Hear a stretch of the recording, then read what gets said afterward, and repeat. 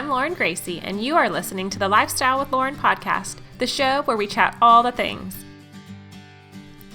Life, motherhood, Jesus, food, beauty and wellness, and so much more. So grab a hot cup of coffee, kick back, and relax with us. I hope that you find joy, laughter, and encouragement today and every day. Thanks for being here. Hey friends, and welcome to the Lifestyle with Lauren podcast. I'm your host, Lauren Greci, and I'm so glad that you're here. I can't wait for you to hear from my next guest, Dusti Farmer. She has an incredible story to share with you guys. Her walk with the Lord has not been perfect, but she has come through and has relied on Him the entire way. So let's go dive in, and I can't wait for you to hear from Dusti. Hi, friends. Today I am with a dear friend, Dusti Farmer. She and I actually met at Sprouts, believe it or not. I am so grateful that I met you, Dusti, at Sprouts because I was actually in the nutrition aisles searching for stuff to heal my body, and talking with you and sharing a little bit about what I was going through. You shared with me that you had gone through the same stuff, and you actually led me to the doctor that I see now. So I am so grateful to have met you there. In addition to working, you are a mom of 4 grown children, one of whom is special needs. You are a wife, a Christian, and you have an amazing testimony. You have actually a lot of life experience that I would love to get into everything. But for the sake of time, we're going to kind of focus on just a few things. So let's get started back. Let's go back to your childhood. Can you tell us a little bit about you and growing up? Yeah.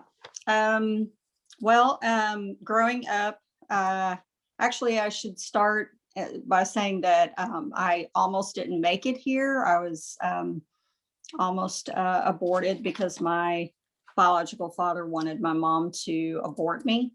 But eventually, I made it here because my mom canceled the appointment on the day of. And um, long story short, my father wasn't in my life. He actually did not meet me. He committed suicide when I was 2. Right before that, he was in a mental hospital for a while. So he dealt with schizophrenia. So mental illness was a huge factor in that family on my father's side. And I could tell you my mother's side was borderline mentally ill as well, but they just dealt with all kinds of dysfunction and chaos. And then my mother ended up with, actually, it was my biological father's friend, and she married him, and he was a violent alcoholic. And he was very dysfunctional as well. So it was just like, dysfunction comes to dysfunction. They're just Wow. attracted to each other, right? And so it's just a lot of chaos and abuse all around me throughout my childhood. In the middle of all that, though, we went to church. We went to a Baptist church when I was little. It wasn't regular or consistent, but it planted the seeds in me. And God was there in the midst of all that turmoil and chaos. And by the time I was a teenager, eventually I was date raped. I was sexually abused when I was 6, and then I was date raped when I was almost 16. But that was mostly because I was a child of divorce as well. So the stepdad, I thought he was my real father. My mother didn't tell me till later he wasn't my real father. But and then they went through 2 divorces. So he had stopped drinking. He was an alcoholic, and he had stopped drinking when I was 6.5 to 7. And then him and my mom got remarried, and then they got divorced again just 3 years later. So then after that, my mother and she was single till I was about 12 and a half or so. And then she married another man. And um, that wasn't a good period in my life. I really didn't approve of him, but she married him anyway. And um, for years, I basically struggled with a need for a man to love me for me, um, unconditionally, everything. So I just literally began on this desperate search for a man or a boy at the time, Mhm. in those years. And that's how I ended up in the situation of the date rape. Um, Well, and a but lot of that comes from the lack of stability of a father, you know. mhm, exactly. I mean, first of all, I felt like my biological father, since he never even met me, I never had a chance. And then he committed suicide before even meeting me, though he did try to meet me. Um, and then again with my stepfather, um, I felt rejecting me. That's a whole nother story on what exactly happened with him getting remarried. And then I couldn't have a relationship with him anymore because the wife uh, she wouldn't have it. So she was a little bit off her rocker too. Mm, gosh. But so yeah, so I couldn't have a relationship with him. So therefore, if I couldn't even have a relationship with the only dad I knew, then I needed a boyfriend, and I was willing to do whatever I could to do it. And the way the date rape happened was simply I was scared to death of doing that, but I wanted to do it because I thought me and the guy had an agreement that we were going to go steady, right? Mhm. And it didn't turn out to be that way at all. If anything, I was kind of duped. And so, long story short, that just kind of started the path for promiscuity and just searching for love in any kind of way that you can get it, whether it's an affection or whatever it might be. And it's just a desperate search. And I ended up eventually with the man I'm married with now. And And how long have y'all been married now? we have been married 30 years. We will have been together 35 years this April. Nice. And yeah, Do so you feel like he's a lot of the saving grace for you as well to have kind of met him and now been being with him for 35 years? Has he been a spiritual guide and light for you too? in many ways, yeah. I mean, I no mistaking that the first 9 years of us being together were, I mean, he had issues, I had issues. We weren't serving God in the beginning. Mhm. So we were hell on wheels. I mean, just we were horrible to each other, and just we call ourselves rank heathens back then. I mean, even though we called ourselves Christians, Mhm. um, we literally didn't realize that we really weren't. Yeah. Because we were doing our own thing. We wanted to do what we wanted to do, and just fly by the seat of your pants. No real direction for life, not looking to God for that. And yeah, it wasn't till I think I was about 26, and I had, well, first of all, I didn't tell you about Brittany. She's the big kicker right there. She is 33. She is my oldest, and she was born when I was 19. And she was born with Down syndrome and a heart defect. And I think God used her for sure as the glue that kept me and my husband together, um, for many different reasons I won't go into, but she definitely was the glue. And but when she was born, you know, I was devastated. I did not think I was so full of pride. I did not think that something like that could ever happen to me, because I thought God loved me so much and I was so special to him, he would never allow that to happen to me. Mhm. And I found out real quick that God will use whatever he can to get your attention, and to um, just save you. I mean, whatever it takes to save you, he will pull out all the stops. And it's not that the tragedy comes from God, but it happened because, we live in a fallen world. Right. But Absolutely. he allowed it and used it for my good, no doubt. So, and Well, on it, how and when I look back at it, I go, I needed it. I needed it. how was that transitioning from being date raped at 16 to then having a child just a handful of years later at 19 then, and this being your first child? I mean, how was that? That was probably I extremely well, emotional. yeah, I thought I was ready for a child, and in no way was I ready for a normal child, let alone a uh, Down syndrome child with a heart defect, who couldn't properly eat. I had to tube feed her, and I honestly, my mother had a twin son and daughter at the time that were about 5 or 6. So my mom, all her attention was just her own life and her own children.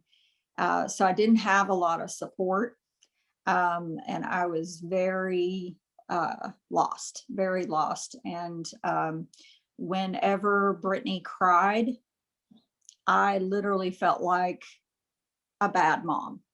And I already had a really, really low self esteem as it was. Um, so I literally felt like she doesn't like me. That's why she keeps crying. She can't get the food she needs and she thinks it's my fault. Oh. Like literally, I thought she could process Mhm. all that. Um, but yeah, the tube feeding was the hardest part because you'd put it down her nose.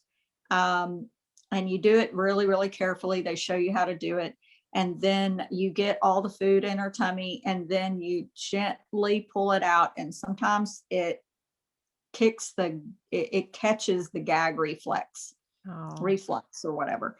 And she ends up vomiting it all out. So she was 5 pounds. No, forgive me. She was 9 pounds. That was a long time ago. She was 9 pounds at 5 months of age when she had her heart surgery. 9 pounds. She was very skinny, and it was very scary and just a horrible time. And I was not strong enough at all. And the doctors, when she was born, they told me constantly she was going to die.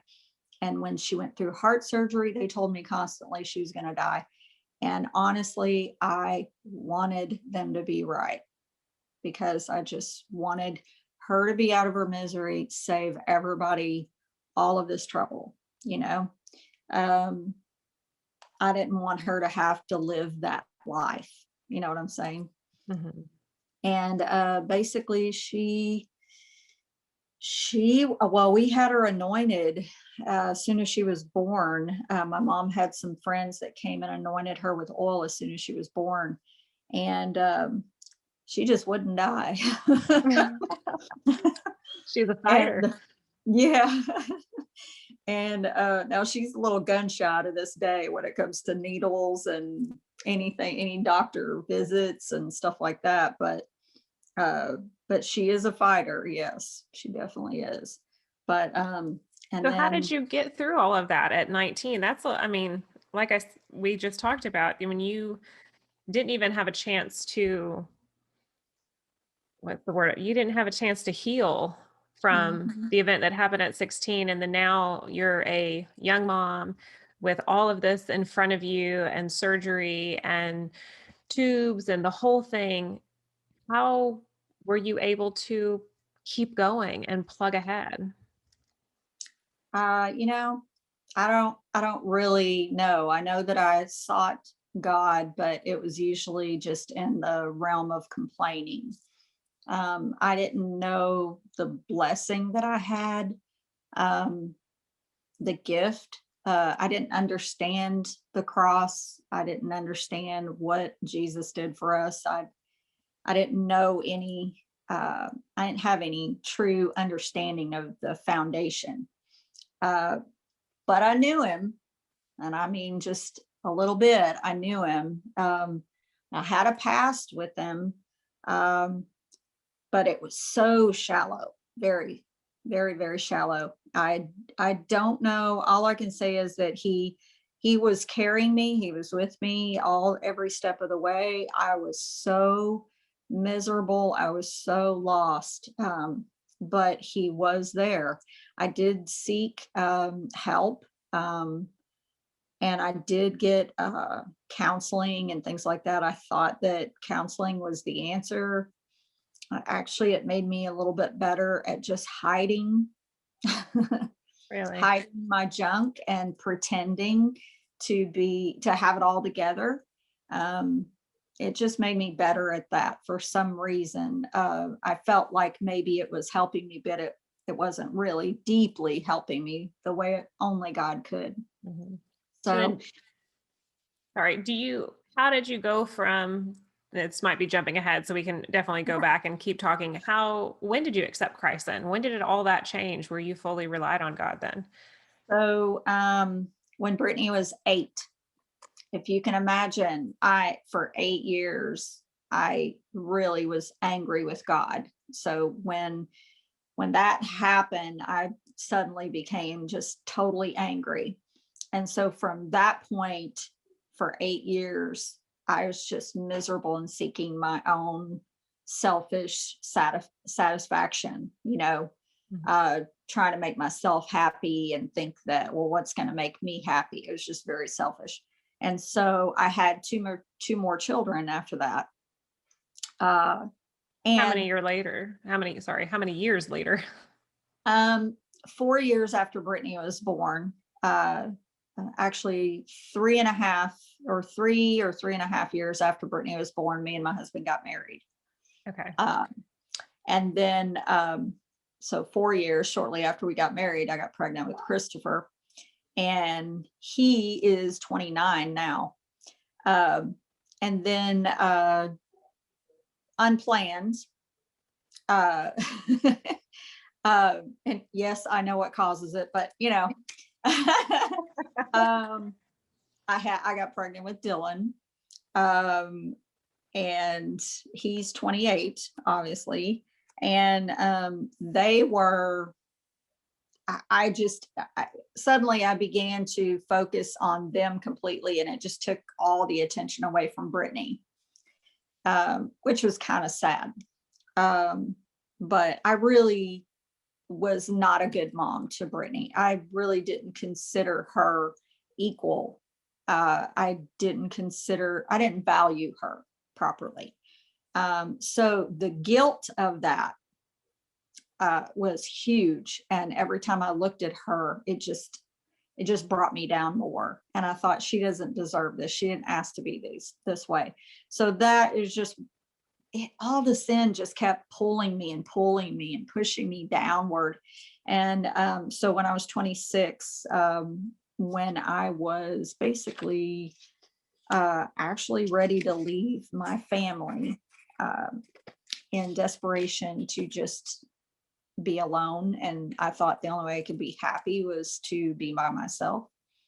Um, in that moment, and I even told God that I was leaving unless he wanted to do something about it.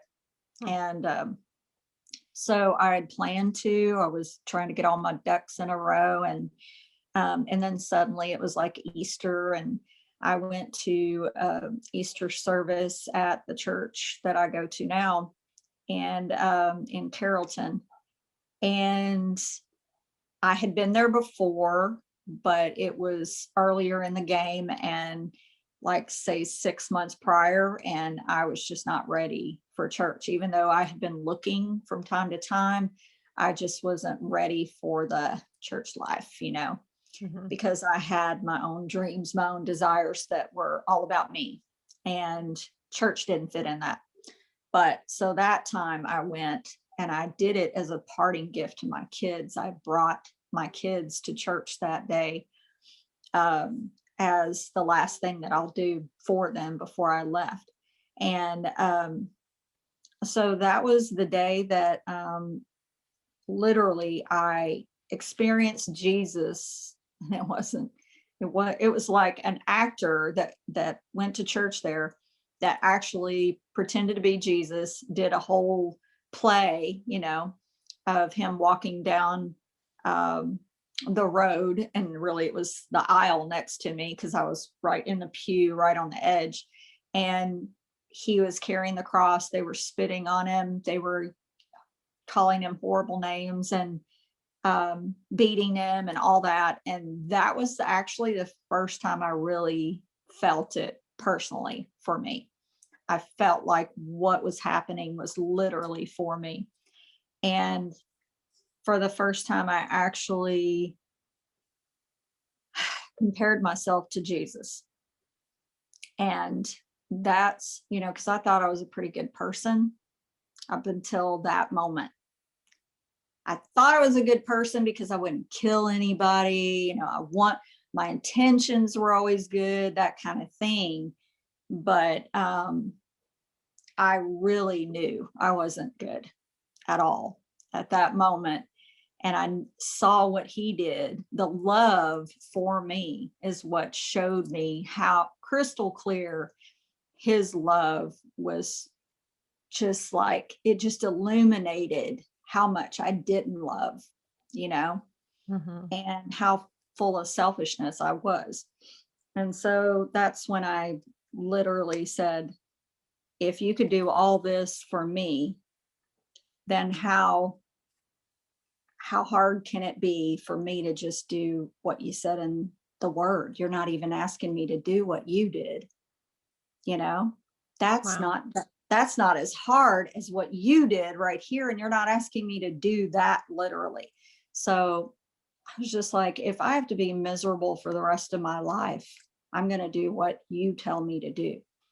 Um, because I literally beforehand thought that I would, that Christians are really miserable. That's that's what I thought. I thought from the outside looking into Christians, I felt like they were all miserable because they were What made like, you think? because it seemed like they could never do what they really wanted to do, Yeah. right? Mhm. Because they were restrained or whatever, um, it didn't look like a life of freedom from the outside looking in. Right. It looked, and I wrote in my blog about uh, a shack called Surrender. And that's what that looked like to me, was a broken down, ugly, disgusting shack. And I didn't want to have nothing to do with that. Mhm. Um, and so it looked like on the outside, it looked like it was the worst decision I could ever make and that I would be miserable. But once I did surrender, it changed everything. Right then and there, in that second, those few seconds, actually, everything just changed. Um, and I always hear, and I think over the years I felt like, oh, my story is so much like so many other people's when they say, um, like a bunch of bricks came off their shoulders or whatever. That's what it literally feels like something comes off of you. It's like you were carrying this dead body or something Mhm. around that's really heavy. And when it gets pulled off, you feel like you're just floating. And then my perspective, obviously, it couldn't have been physical vision, but everything in the room changed. Like the colors looked different, everything was different. And when I walked out of the church that day, I literally felt, for the first time in my life, I was alive. And I thought, this is living. I've Mhm. never been really living till now. And so it brought life to the scripture. Uh, I went blank as soon as I It happens to me all the time too. but the one where Jesus said, if you lose your life for my sake, then you'll find it. Mhm. That's the basic Yeah. point. Wow. Yeah. It's everything you said is totally true. And I think too, whenever you're living in sin and you see Christians, then too, you're thinking, well, that can't be any fun. They don't get to, go and drink and have parties and, get wasted and do all of this stuff, because in your sin, whatever that may be, for each person, it could be a different sin that they're battling, lust, pornography, who knows. And so to put away those sinful desires and to accept Christ is a life change for sure. But it's amazing that as soon as you accept him, as soon as you realize that, like you said, he gave his life for us and took our sins and nailed it to the cross, and we are free and we are forgiven. That is that weight that comes off, that as when you're living in sin, you very aware of it and you are absolutely carrying it, and you just wind up sinning more to try to please yourself, and it just becomes this vicious cycle of sin that you're never getting through, and you just feel, well, what am I going to do now? But then as soon as you accept him, it's just life changing. It just takes all the weight away, and then your sins, they're just completely forgiven, and you don't really have that desire to sin like that. Now, we all battle different sins, but it's amazing to look back and go, wow, Right. Yeah. I think it's levels. We're just constantly moving up in levels of less and less sin. yes. And unfortunately, we will always be tempted because we're born sinners and we die sinners, and we base a lot of our stuff on feelings. And God is explicit in the Bible saying, don't trust your feelings, don't trust your emotions, because they will lead you the wrong way. The devil is after our brain and after our heart, and he will go about it in any way he pleases. Yeah. So that whole, if it makes you happy, go ahead. Like, well, maybe not. Yeah. Yeah. Yep. So then, I finally found out what true joy was. I didn't know what joy was. And that's when I got it. how did it go then whenever you left the church? How did everything, you grabbed your kids, you're leaving church and you're going home? How was I that? went home and I told my husband about what had happened. So he wasn't there with you. Mm-mm. Okay. No, I went by myself because he basically he was like, no, it's Easter. That's when people do the fashion shows, and like I'd rather not do that, maybe another day. And I was like, okay. And so when I came back, I told him what happened, and he was like, wow. He said, okay, I'll go with you next Sunday. And he went, and basically the rest is history. He kept going every Sunday after that. And I think it was probably about the second or third time he went. And he grabbed my hand and he looked at me and he said, we're home. Oh, And I was bawling. yeah, absolutely. Yeah. Wow. And yeah, we became members and we've been there for literally 26 years. April 16th will be 26 years. Wow. Yeah. That's amazing. Mm-hmm. How did you find this church? Were you living in Carrollton at the time? Like, what led you to this church?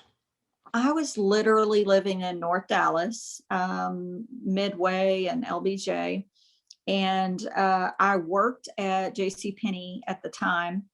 And I worked with a girlfriend who went to Covenant.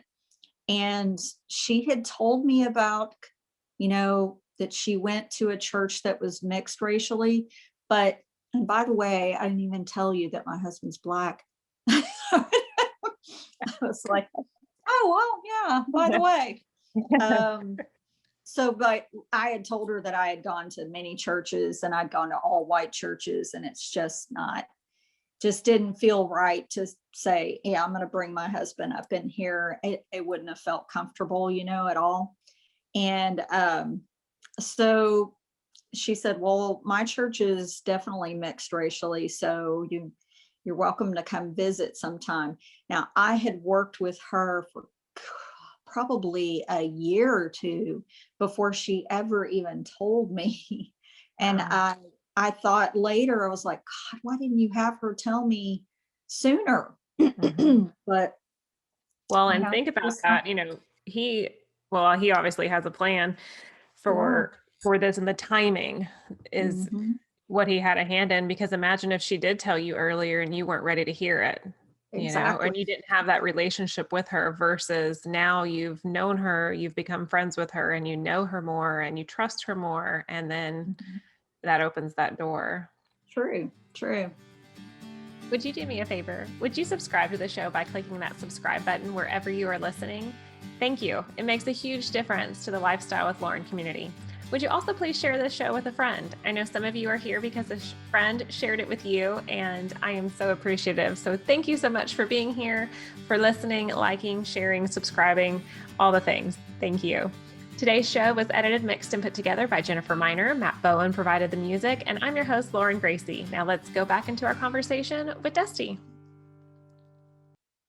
So, just to wrap up, over the last 26 years since I found Jesus, it's been a long journey, and ups and downs and tests of faithfulness and failing over and over and over again, and finding the strength to keep on going.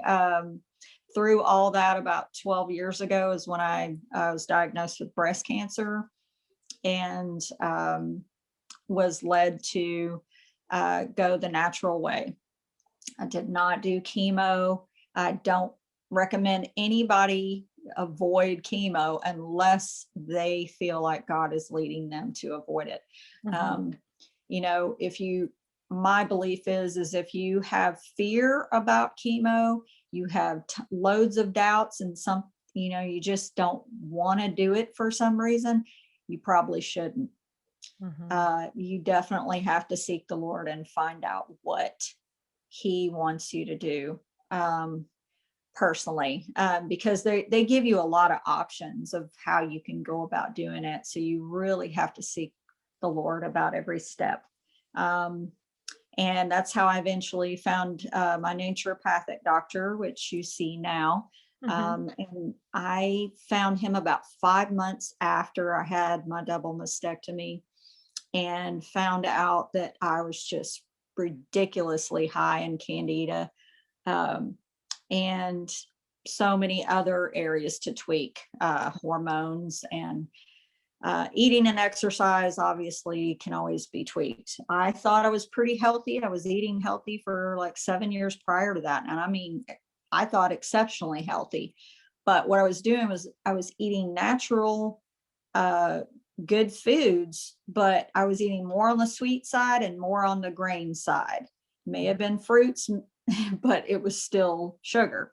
And that's where I was going wrong. And the Lord gave me warnings along the way. He kept getting stuff to me, and I was just like, yeah, that's too hard. I can't do that. Maybe someday. Girl, I And so completely relate. yeah, I put him off. But then, so then breast cancer happens, and it's like, okay, you have to look at this now. So, I remembered that warning, and I was like, okay, this is what it was. This is why he was trying to warn me. And then I went through 7 reconstructive surgeries. Not fun. No, I didn't But realize God, you had 7 of them. yeah. The plastic surgeon said to me, she was like, how, I said, how many how many surgeries is this going to take? How long is this going to take? And she said, do you want it done fast or do you want it done right? And I said, I definitely want it done right. Yeah. And she said, well, it might be quite a few surgeries. I mean, definitely more than 5, and maybe double that. We just can't really tell, but just get ready for a long haul. And so yeah, I mean, literally, I could go back for more surgeries now, but I just like, who cares? Who It cares? doesn't My matter husband's anymore. happy. You I'm locked in the happy. husband. You're good. Yeah. Yeah. Oh my So, goodness.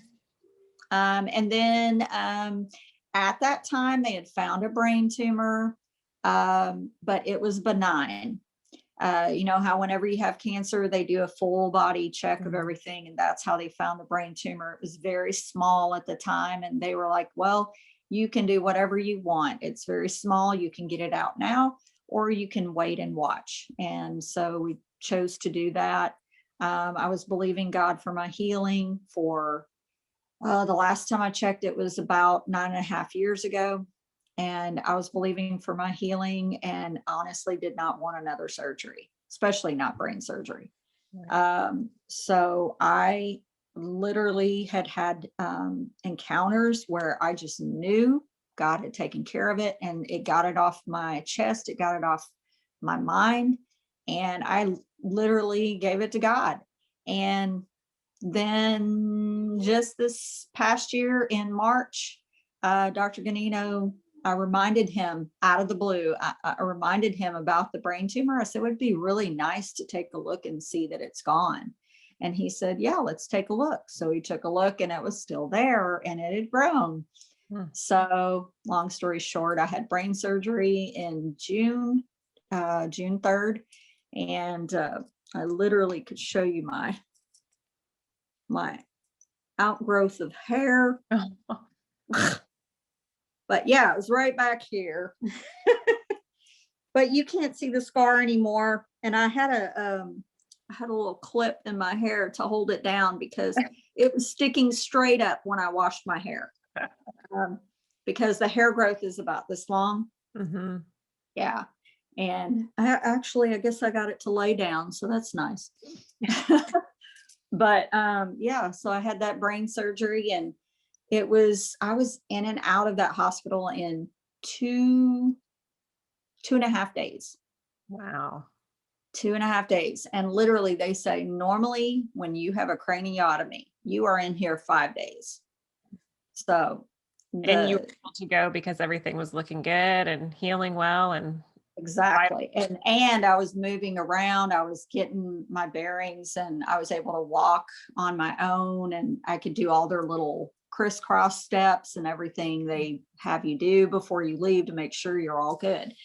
And so yeah, even the nurse was saying, this is wild. She said, this is like, thank you, Jesus, because she said, this is not normal that you would be in and out like this.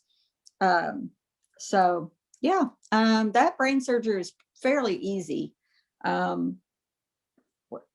which is crazy that comes out of your mouth to say the brain surgery was fairly easy, you know? I know, because there's this joke, that you hear, well, it's not like brain surgery or something. Right. Yeah. But Oh my goodness. You yeah, have had a full life and a lot of events, and I want to go in more detail on a lot. I think it's important to note that I'm going to try to word this correctly, that I think a lot of people who are non-believers believe that Christians just have this perfect life, that nothing bad happens to them. And that is absolutely not the case, that bad things happen to good people and bad things happen to bad people. It doesn't make a difference who you are in your walk of life. God allows certain things to happen. Yes, we find our strength through those struggles through God.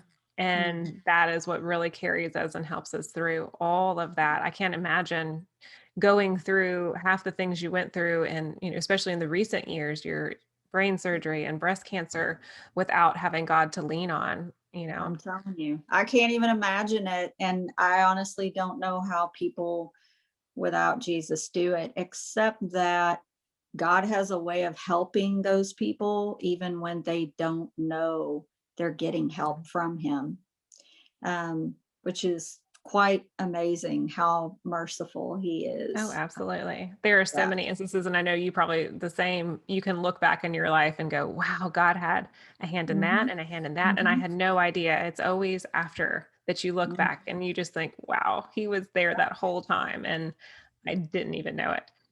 Yeah, so Thank you true. so much for sharing so much of your Hmm. story. I want to end with 3 questions that are kind of fun that I ask each one of my guests. What are Hmm. you reading? What are you loving? And what is making you laugh?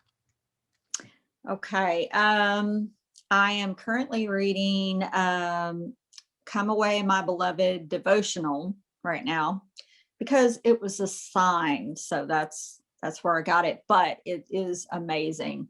And then I'm also reading 4 Minutes to Hear God's Voice by Miracle. And I am just on the second chapter. So I just started and I had just finished Women, God's Secret Weapon by Ed Silvoso. Okay. That was very, very enlightening. I had not seen how much God is going to use women in the end times. And it's just, it's in there. I mean, it's in the scripture that you don't really notice it. I didn't really feel like I needed to be liberated from the oppression of men or anything like that. I never felt like that, and some women do. Mhm. But that book was amazing. What I'm loving. Hmm. There's a lot of stuff that I love, but that's probably the problem with me is I have so many interests. Um, Singer and songs by Holland. Do you know who that Okay. is? No. Hollyn. So like Okay. Holly with an N. Okay. Holly and then an N. Um, love her stuff. Um, and a drink, special blend of matcha green tea and jasmine green tea. Uh, Ooh, I bet that's good. hot. I make it hot and then add creamer. So I have a special blend. It's so complicated, You but have crafted this. yeah, I have. And that with total peace and quiet. Absolutely. Amen to that. And then what makes me laugh? Um, a few things. Slapstick comedy is my favorite.